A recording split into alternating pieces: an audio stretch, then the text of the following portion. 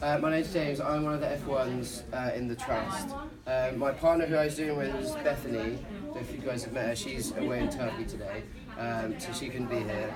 To set the scene, as I just before, this project first started when me and Bethany were working as new F1s in the trust, probably in our third week on the job.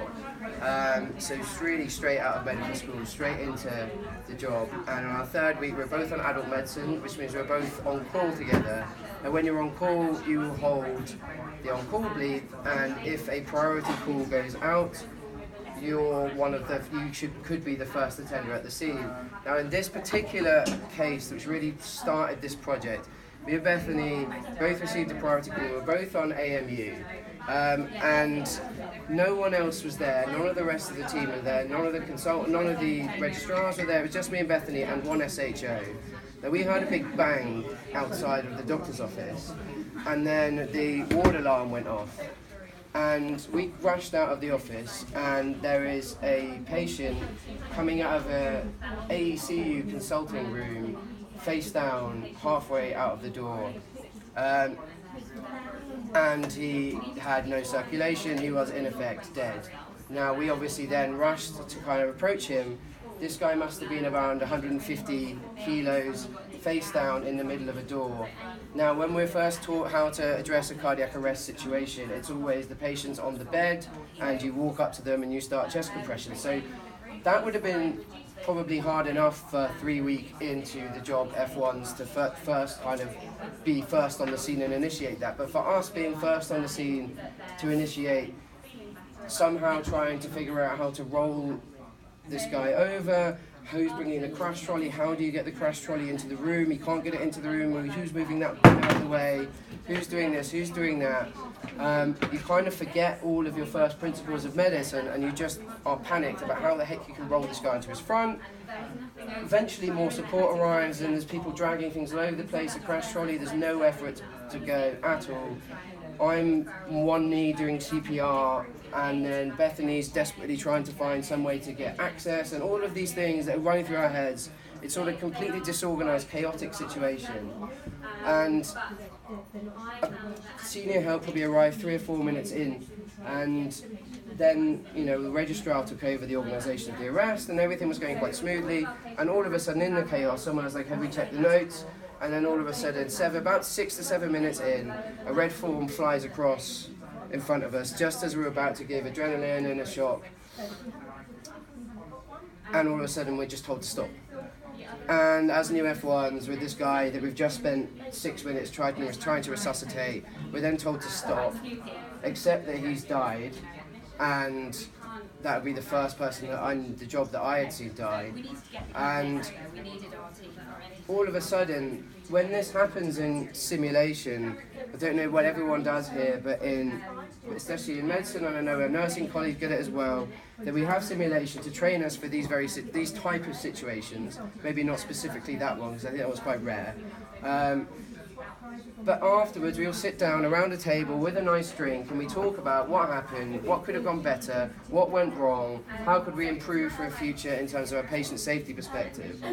Now, what happened in real life was that everyone left, and there were 2 F1s, a junior nurse and an SHO, wondering, one, comforting the poor SHO who'd just done the medical consultation with the guy who just dropped dead in front of her.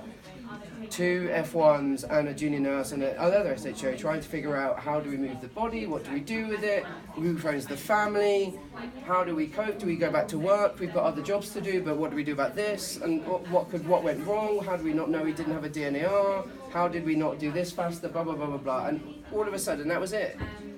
Nothing else happened, and we were just left to talk about that between ourselves for absolutely ages. And we had another quite traumatic one a few weeks later, and this kept happening, that afterwards nothing got spoken about. It was all just expected that you just got on with the job and no one talked about it, which we both found quite appalling, that this was what was happening in our hospital, in our medical wards especially, given that this happens on quite a regular basis throughout the hospital. So we kind of decided to do something about it and figure out how bad is this? What are we doing wrong? And we had 72 priority calls that we audited, as it were. We asked 72 situations. We asked the junior doctors how many times had they received a debrief of any kind from a senior, and the answer was 7. So 10%, just less than 10% were we receiving a debrief at all in that kind of situation. So we set about, well, how can we change this? How can we create a more open communication between our colleagues? Because it's not like our senior colleagues wouldn't happily do it if they were offering a chance. It's just they either didn't know they were expected to, or they feel so busy that they can't. But our point was there's no shift is too busy to spend 2 minutes or even 5 minutes after a particularly event like that happening, to not spend 5 minutes with your junior colleagues, nurses, doctors, whoever was involved in the situation, to not consider what they've just gone through, and also to educate them on what went wrong, what went right. So me and Bethany both spoke to head of ITU, critical care outreach, the head of the resus team, spoke to almost every medical registrar there is, spoke to the ITU registrars, and these are the kind of 4 people that were always at almost every single arrest in the hospital. There will be at least 2 or 3 of those people present. And all of them unanimously agreed this was a good idea and we should be doing it. The question was how. And we came to the conclusion that realistically the best way and the only way of doing it straight away is that after the arrest has happened is for some senior person, either the head of the resus team that's there, the med reg, the ITU reg, or the critical care sister, to just get every one of the team before they all disappear off and say, does anyone want to talk about or debrief about what's just happened?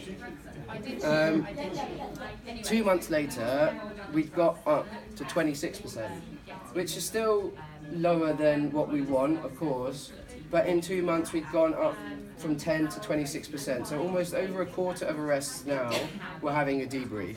Now obviously for the future, me and Bethany leave the trust in 5 weeks, which isn't ideal, but we have a partner, another F1 partner, who's going to continue our work because she's here next year, to help re-audit this.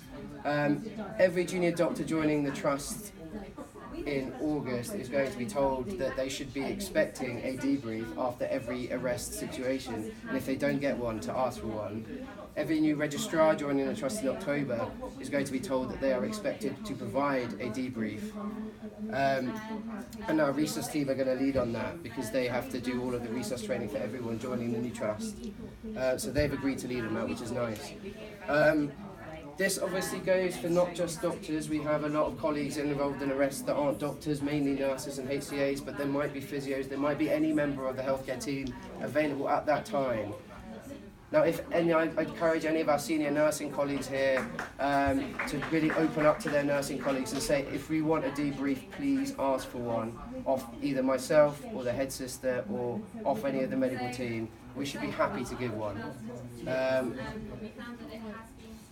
The other thing that I really wanted to kind of introduce is certain traumatic events like this one. They don't happen very often, and we don't need to be doing really long debriefs for something that is an expected kind of arrest, or even if it's not expected, for a run-of-the-mill one where we get return of circulation and everything went fantastically, although it should be offered. The most important one is for really horrible ones, really complicated ones, that we have a hot debrief where everyone straight after we have a little meeting and we just talk about it, then we get back to our jobs. About a week later, that rest of that team should meet up together, have a drink, have lunch, with the emotions removed from the situation, and talk about the complexity of the arrest, what could have gone better, just to improve it, just for not just our emotional needs, but also for our patient safety and our learning perspectives. So that's the main objective for the future. And that's all I have to say, really.